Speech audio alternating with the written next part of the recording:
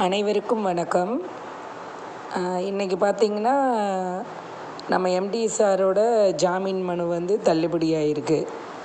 சரி, அது ஃபஸ்ட்டு ஹியரிங்கில் இதில் உடனே கேஸ் ஆர்கியூமெண்ட்டுக்கு போகாது. அது 2-3 ஹியரிங் முடிஞ்சு அதுக்கப்புறம் தான் ஜாமீன் கொடுப்பாங்க அப்படிங்கிற மாதிரியான விளக்கமெல்லாம் நம்மளுக்கு கிடச்சிது. ஓகேங்க. இப்போ அது பார்த்துக்கலாம். அவர் எப்படியுமே எம்டி வந்துடுவார். ஏன்னா இது 60 நாள் தான் அதிகபட்சம். அப்புறம் ஆட்டோமேட்டிக்காக அவர் வெளியில் வந்துடுவார். ஓகே, இது இருக்கட்டுங்க. இப்போ பார்த்திங்கன்னா நம்மளோட வாழ்வாதாரமே பாதிக்கிற அளவுக்கு ஒரு கேஸை போட்டு இந்த அசோக் ஸ்ரீநிதி அப்படிங்கிறவர் நம்மளோட வாழ்வாதாரத்தையே இப்போ கேள்விக்குறியாக்கியிருக்கார். இப்போ நாம் எல்லாருமே அமைதியாகவே தான் இருக்கோம். எந்த அடிப்படையில் அவர் இந்த கேஸை போட்டார்?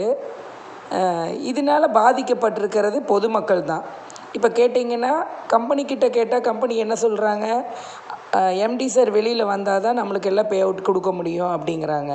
அது ரூல்ஸு. ஓகே, அவர் எம்டி தான் நம்மளுக்கு பே அவுட் கொடுக்கக்கூடிய அத்தாரிட்டி.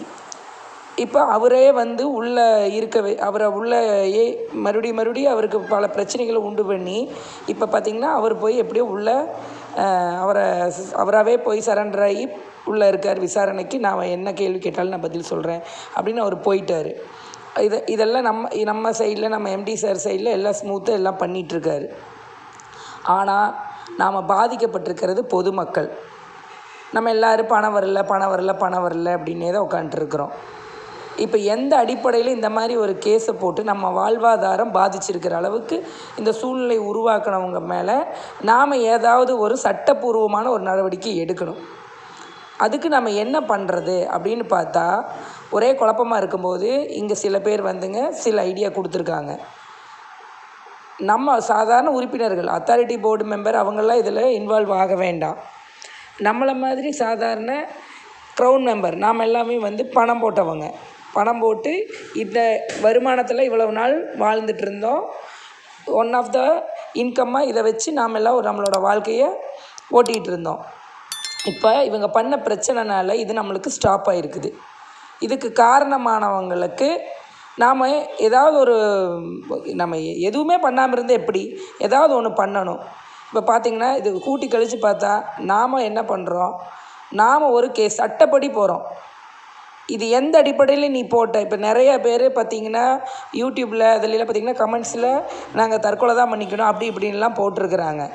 இந்த அளவுக்கு அவங்க நிலமை மோசமாயிடுச்சு. இப்போ பணம் இப்போ மக்களை ஏமாத்துது கம்பெனின்னு சொல்லி இப்படி ஒரு கேஸை போட்டு இப்போ மக்களுக்கு பணமே வராத அளவுக்கு இதை கம்பெனியை முடக்கி வச்சுருக்கிறாங்க. இப்போ நம்மளுக்கு மீண்டும் கம்பெனி செயல்படணும் அப்படின்னு சொல்லி நம்ம சொல்ல போகிறோம். அடுத்தது எம்டியை வெளியில் விடணும். அவர் வந்தால் மட்டும்தான் எங்களுக்கு பே அவுட் வரும். மேற்கொண்டு அப்போ தான் நாங்கள் அவர் வெளியில் வந்தால் தான் நாங்கள் ஏமாறலின்னு அர்த்தம். அவர் உள்ளேயே வச்சுட்டு இருந்தால் யார் ஏமாத்துறாங்க? எம்டி சார் ஏமாத்துறது இல்லை. யார் ஏமாத்துறாங்கங்கிறத அவங்களே புரிஞ்சுக்கிட்டோம். அப்போ எம்டி சாரை வெளியில் கொண்டு வரணும். எங்களோட வாழ்வாதாரம் பாதிக்கிறதுக்கு காரணமாக இருந்தவங்க சட்டப்படி அவங்களுக்கு சட்டத்து முன்னாடி நிறுத்தி இதுக்கான இத்தனை நாள் மக்கள் பாதித்ததுக்கான நஷ்டஈடை எங்களுக்கு வாங்கி கொடுக்கணும். இந்த மாதிரி நாம் எங்களுக்கெல்லாம் தெரிஞ்சதை நாங்கள் சொல்கிறோம். நாம் ஒரு லாயரை பார்த்து இதைய கொண்டுட்டு போகிறது அப்படிங்கிற ஒரு ஐடியா கேட்டு நம்ம ஒரு லாயர்கிட்ட ஐடியா கேட்டு நம்ம இதை ஃபர்தராக மூவ் பண்ணலாம் அப்படின்னு நிறைய பேர் சொல்கிறாங்க. இப்போ நாம் அது மாதிரி பண்ணலாமா அப்படிங்கிறத நம்ம யோசிக்கலாம். இப்போ இன்றைக்கி அந்த ஜாமீன் அது வந்துடும். அது இருக்கட்டும். நம்ம ஒரு லாயரை கேட்கலாம். நாம் இந்த மாதிரி ஒரு இது போட்டு அவங்ககிட்ட நஷ்டஈடு கேட்போம். நம்மளோட வாழ்வாதாரம் பாதிக்கிற காரணமாக இருந்தவங்ககிட்ட ஒரு நஷ்டஈடு மாதிரி கேட்டு நம்ம ஒரு கேஸ் கொடுக்கலாம். கொடுக்கறது மட்டும் இல்லாமல் எம்டியை நாங்கள் பார்க்கணும். நாங்கள் ஒரு மெம்பராக நாங்கள் பார்க்கணும். அவர் எப்படி இருக்கிறாரு, அவர் எப்போ போனது, ஏன் நம்ம அவரை பார்க்குறதுக்கு நம்மளுக்கு உரிமை இல்லையா? நம்ம பார்க்கலாமே. அதில் சட்டத்தில் இடம் இருக்கும்ல, அதை பயன்படுத்துவோம். நாம் போவோம். நம்ம நிறையா கூட வக்கீல் ஃபீஸ் கொடுக்க வேண்டியதில்லை. தலைக்கு இவ்வளவுன்னு ஒரு தொகை ஃபிக்ஸ் பண்ணி ஒரு 1000 ரூபீஸ்க்குள்ளே தான் வரும். அந்த மாதிரி பண்ணி நாம் போய் நம்ம ஏதோ மக்கள் சார்பாக நம்ம ஏதாவது ஒரு ஸ்டெப் எடுத்தோம்னா இது கொஞ்சம் கவர்மெண்ட்டோட பார்வைக்கு போகும் அப்படிங்கிறது எங்கள் சில பேர்த்தோட கருத்து. இதில் கொஞ்சம் பேர் இணைஞ்சிருக்கிறோம். இன்னும் இந்த இதில் இன்னும் நாங்களும் கை கோர்க்குறோம் அப்படின்னு சொல்கிறவங்கெல்லாம் தயவுசெய்து குரூப்பில் பதிவிடுங்க. ஃபர்தராக நம்ம என்ன பண்ணலாங்கிறத நம்ம முடிவு பண்ணுவோம். உங்களோட ஐடியாஸையும் கொடுங்க. இதை எப்படி கொண்டு போகணுமோ நம்ம கொண்டு போகலாம். இது நம்ம எல்லாம் மெம்பர்ஸ், நம்ம எல்லாருமே மெம்பர்ஸ், பாதிக்கப்பட்டவங்க, இந்த கேஸ்னால் பாதிக்கப்பட்டவங்க, வாழ்வாதாரம் பாதிக்கப்பட்டவங்க. நம்ம வாழ்வாதாரத்தை மீட்டெடுக்கிறதுக்காக நாம் சட்டப்பூர்வமாக சட்டப்படி நாம் ஒரு வழியில் நாம் போகலாம்.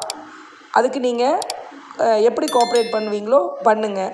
இது நாங்கள்லாம் கை கோர்க்குறோம், நாங்களும் வர்றோம் அப்படின்னா நம்ம இதை ஃபர்தராக நம்ம பர்சனலாக பேசுவோம். நம்ம அந்த குரூப்பாக நாம் ஒரு மீட்டிங் போட்டு பேசி இதை நம்ம ஃபர்தராக கொண்டு போகலாம் அப்படிங்கிறது இங்கே சில பேர்த்தோட கருத்து. இதை அக்செப்ட் பண்ணுறவங்கெல்லாம் குரூப்பில் கொஞ்சம் அதை பதிவிடுங்க. அதுக்கப்புறமா நம்ம முடிவு பண்ணலாம். நன்றி, வணக்கம்.